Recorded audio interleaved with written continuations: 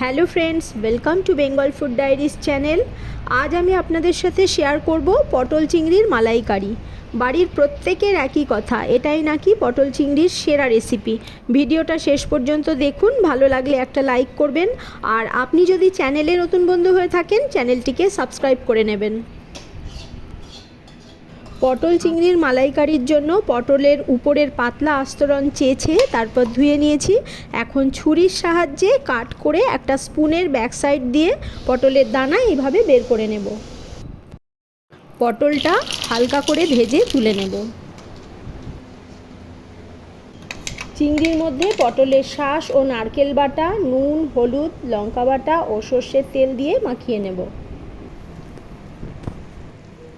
ভেজে রাখা সমস্ত পটলের মধ্যে এবার মাখানো মশলা ও চিংড়ি ঢুকিয়ে সাইড করে দেব। কড়াইয়ের তেলে ফোড়ন দিয়ে সুন্দর গন্ধ বেরোলে দেব পেঁয়াজ কুচি। পেঁয়াজ ব্রাউন হলে দেব টমেটো, সাথে লঙ্কা বাটা, নুন, হলুদ। এবার কষে নিয়ে টমেটো সফট হলে দেব কাজু পেস্ট।